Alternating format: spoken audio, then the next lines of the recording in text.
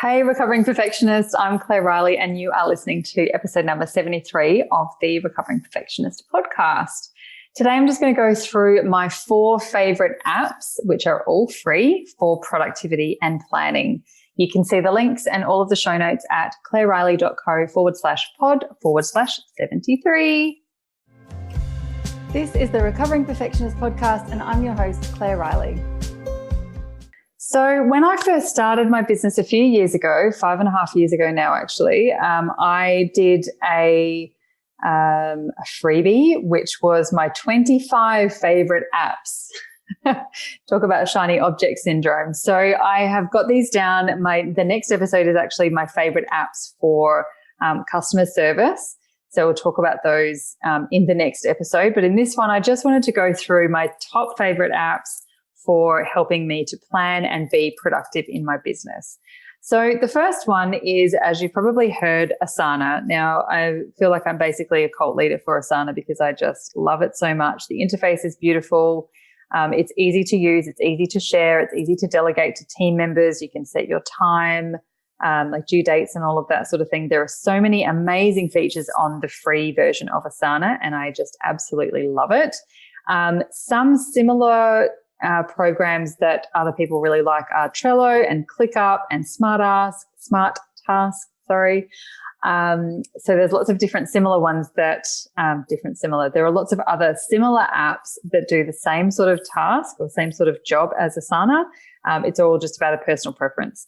How I use Asana for my planning and productivity is, number one, it holds all of my to-do things.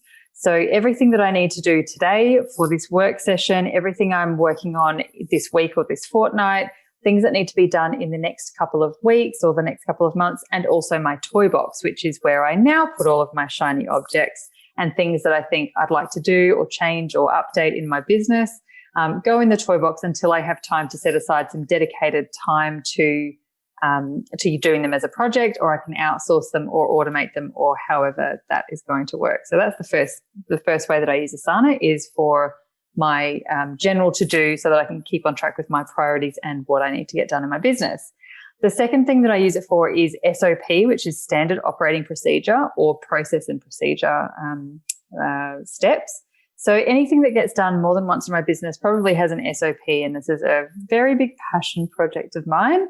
I know a lot of people's eyes roll back in their heads when we talk about boring things like policies and procedures, and that's okay. I'm here to make them pretty for you.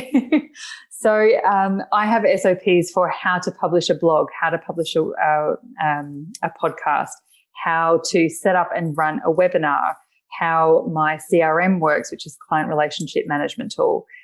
All of those sort of things. So anything that has a process that I do part of, sometimes my VA does part of, sometimes a project or a VA does the whole part of that process, however that is.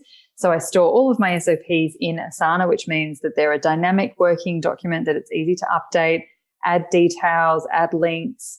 And it means that if someone from my team leaves and I get a new person, we can still maintain that beautiful consistency for all of the operations of my business. The third way that I use it is for project management. So similar to the SOPs, where we've got steps laid out for things that happen on a rotational basis, with a project management tool, it's usually a once-off. Sometimes you'll do it every now and then. But generally, if it's a project that I'm setting up something new, maybe it's a new course, maybe it's an overhaul of the website, that sort of thing, I can put all of the steps and delegate to my team and put due dates and that sort of thing for all of the different subtasks under one project. So to-do lists, SOPs, and project management is the main way that I use Asana, and I absolutely love it. Bonus, if you set it up in the settings, you also get flying unicorns and cute little monsters that run across your screen when you complete tasks, which, I mean, who doesn't love unicorns flying across your screen just for shits and giggles, right? The second type of app that I absolutely love is somewhere to take quick and easy notes. So I use Evernote fairly religiously, but usually for the big chunky things. So again, it's for show notes for my podcast. It might be for email templates that I use in various places, and to store my promotional promo posts that I do for all of my free and paid services and products. But I really love iNotes. So if you are a Mac user, you've got iNotes on your phone and your laptop, There's other similar ones if you're on a PC as well. And I just love the versatility and how they talk to each other and update and sync really seamlessly. It's a great place to just store all the information. If I'm on the run, it's all those things that you think, I'll remember it later, and you never remember later. If you've got somewhere that you can quickly just jot some details into, I think it's really, really helpful, as long as you've also obviously got the process of going back in and finding those things and putting them where they actually belong, maybe once a week or once a fortnight as part of your admin duties within your business. The third thing that I really love is Google Sheets and Google Docs. So I've moved away from Word and Excel or Pages and Numbers and whatever they're called on Mac, which I never really got my head around, to be completely honest. But Google Sheets and Docs work so beautifully with things like Dropbox when you're using for your storage, if you are also syncing with other people's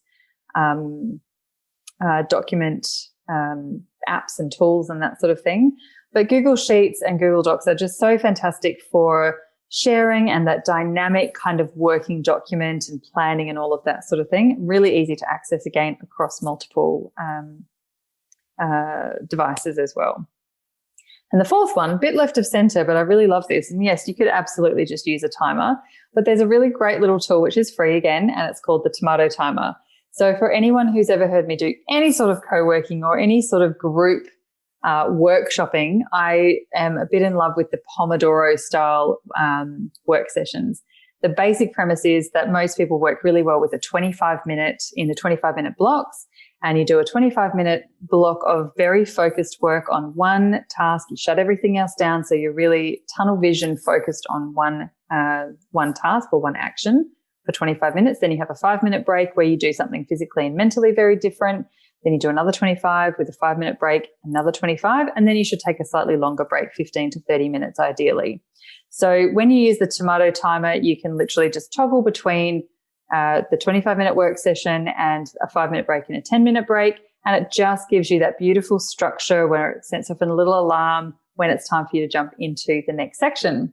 So they're the 4 things that I use every single day in my business to be as productive as I can, and also to plan all of my work sessions and to plan my launches for sometimes 3, 6 or 12 months in advance as well. So I hope that's been helpful. I'll jot those things down with links at claireriley.co/pod/73. So jump over there if you'd like to get those notes and links. And as always, I'd love to hear from you. If you have any great apps as well, pop that into the comments under the show. Love to hear from you. Bye for now.